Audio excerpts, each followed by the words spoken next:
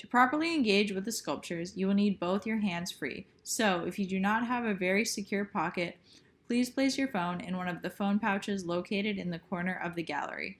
Feel free to borrow the extra pair of headphones on that hanger, or if that set is taken, you may take a pair of headphones from one of the MP3 devices. If you do so, please put it back afterwards. Gravitated towards the phrase gender open, but I like gender open because kind of being self-explanatory, well, it can kind of quickly do the math and go, oh, so yeah, you're leaving their gender open to them. Yeah. Position yourself so that you are standing in between the sculpture that is hanging and the sculpture on the ground. But yeah, it's about presenting everything. Face the sculpture that is hanging. All toys, all clothes, all pronouns, all, which doesn't mean, oh, all, including really sexist. Now sit down on the sculpture behind you. Sit with impeccable posture. Shoulders pulled back, sternum forward, chin tucked in, neck straight.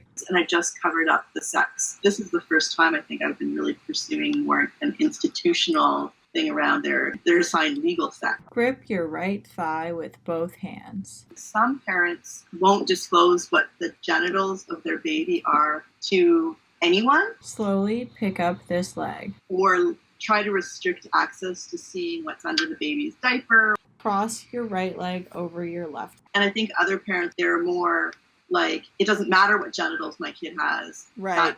Gently place both hands in your lap, attaining the position depicted in diagram 1. That's not determine a secret. The gender. Yeah. I still don't know my kid's gender. Uncross your legs. Spread your feet wider than shoulder width apart. Cross your arms and slump down, forgetting about the good posture before. I found strategically keeping genitals private works a lot better. Focus more on yourself and less about other things and people around you. Because I found as soon as people know what's in my kid's diaper or underwear, even if they were using they, them pronouns before, then they start using gendered pronouns. Mm-hmm. But I don't like the idea that gets in media around how it's not that it's a secret. Stand up. I'm not keeping my kid's gender a secret. Yeah. Make sure you are facing the hanging sculpture. Their genitals are private, just like everybody's genitals are private. Look for a black hook-like shape at the top of the hanging sculpture. It should be protruding from the sculpture towards you, and there is a frame hanging on it. And their gender is what they're going to show the world and express to the world. There's nothing secretive. This frame is a necklace. It's a really good point. Carefully take the necklace off the hook. Both of you know my story pretty much in that put the necklace on. No one really knows, and it's very intentional, except for our parents. And even that we really regret doing at this point. Walk over to the headphone hanger for the maroon sculpture and walk back. Zoe, are you intentional with this sort of thing? Yeah. So with Aster, we didn't think that it would matter. Found out very quickly it did. As you walk, remember that you are wearing a beautiful necklace. And so then with Oriole, which is my middle child, and Iva, my youngest, no one has ever changed their diapers. You should be almost back to the hanging sculpture by now. We've been very intentional about that. When you arrive, take off the necklace. Hang it back up, but not on the original hook. Instead, hang it on a light-colored hook on the side to the left of that original black hook. Just because for us, as soon as someone found out, then they would start coercively assigning gender and holding the kids to those stereotypes. Yeah. Now face the side of the sculpture that is opposite to the side that you were looking at while you were sitting. So the side whose front is depicted in diagram 1. Notice how there is another black hook and what appears to be another necklace hanging from it. To me, that's curious about what my child thinks about all this. Sometimes I'll ask them about their stuffed animal. This frame actually isn't a necklace. It's a tie. So my kid got this very pink pastel little dog named Callie. And I asked my kids, so is Callie a boy or a girl or non-binary? Put on the tie and walk to and back. Walk into the center of the bay featuring the photography thesis and walk back. And my kid says, I don't know, let's ask Callie. So Emery says, Callie, Are you, and with their cute little voice, are you a boy or a girl or non-binary? As you walk, be cognizant that you are wearing a tie. Oh, you don't know what non-binary is? Non-binary is when you're not a boy or a girl. Oh, you're a girl You should be almost back at the hanging black sculpture. because you look like a girl? Mama, When you have arrived, take off the tie and hang it on the other light hook on the final side of the sculpture. So, you should have both the necklace and the tie hanging on the light hooks opposite each other. Callie's a girl because Callie looks like it. Was so interesting to me. Yeah. Now, take the necklace off the light hook and shift it over to the black hook that the tie was originally hanging on. Make sure that it is hanging vertically and not crooked. This may take a little adjusting. Now, take the tie and hang it on the only available black hook. Make sure the tie is hung securely and not swinging or tilting crookedly. In this way, the next person to use the sculpture will wear your tie as their necklace and your necklace as their tie.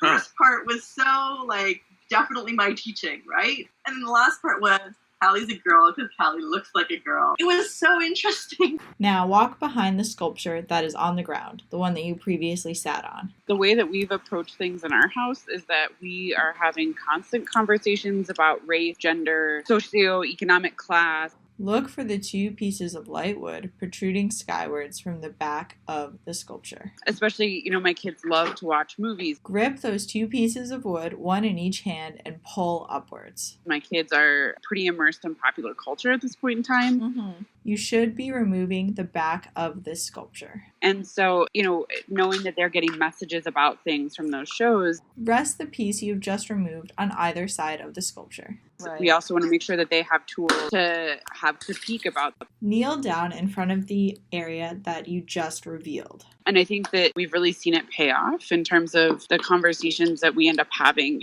Slide your hand under the sculpture and pull out Diagram 2. This diagram features a possible arrangement of the books. The structure depicted on the left side is the top view of the arrangement, and the structure depicted on the right side is the head-on view of the same arrangement. Stack the books to achieve this configuration. So one of the things, my partner and I collect children's books that deal with important social issues. My partner's a teacher, and it's just sort of our passion. We use books as a lot of our conversation starters. And then in addition to using books, we also we'll say hey, we watched Frozen today. What did you notice about people who use she, her in Frozen? What did you notice about people who use he, him? Did you notice that there's no they, thems in Frozen? If you have already achieved the sculpture depicted, feel free to keep playing with the books and stacking them however you like. Just having conversations from there about does everyone that we know that uses she, her pronouns act like Elsa and Anna? Yeah, those are really good questions. Wow. Yeah, and so then my kids will say things like, I don't think it's fair that everyone assumes that this person's a girl because they're wearing a dress. What do they know? I was just going to say, I remember when Aster, my oldest, was, I think, 3 years old, and we went into a gender-neutral bathroom, and Aster went, "Oh, this is the justice bathroom." That's awesome. Put the books back where you found them. Notice how there are small pieces of light wood on the shelf to help guide their placement. Damn.